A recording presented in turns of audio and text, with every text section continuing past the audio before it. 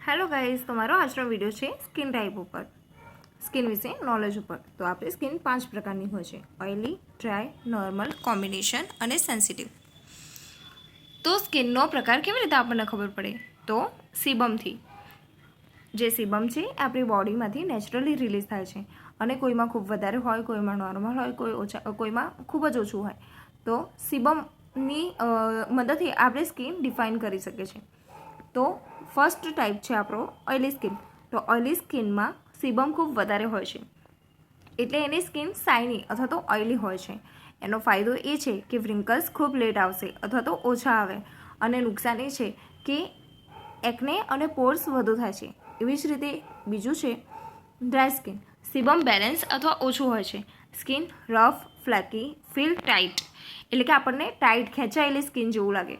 Skin dehydrate અને એના કારણે મોર વ્રિંકલ્સ અને ફાઇન લાઇન વિઝિબલ થઈ જાય છે। અને એનું નુકસાન એ છે કે પ્રોડક્ટ શૂટ ના થાય એવી યુઝ થઈ જાય તો સ્કિન ઇચી એટલે કે ખંજવાળ જેવું અનુભવે છે।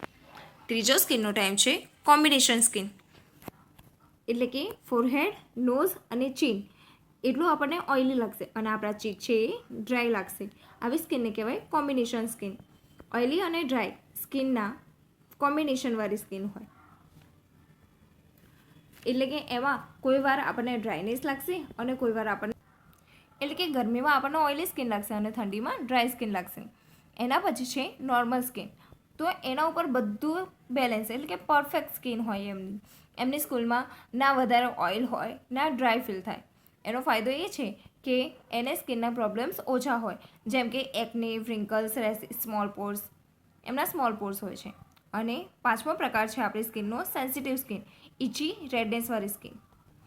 હવે સ્કિન ટાઈપ તો મેં તમને કહી દીધા, બટ હવે તમે આ સ્કિન ટાઈપ કેવી છે એ કેવી રીતે ચેક કરશો? તો સવારે જ્યારે તમે ઉઠો છો ત્યારે મોઢા ઉપર તમે ટિશ્યુ પેપર લગાવશો એટલે તમારી સ્કિન કેવી છે એ તમને ખબર પડી જશે। તો આવી જ વધારે જાણકારી માટે અને મેકઅપને લગતું ટ્યુટોરિયલ, એટલે કે વધારે વિડીયો જાણવા માટે મને ફોલો કરો।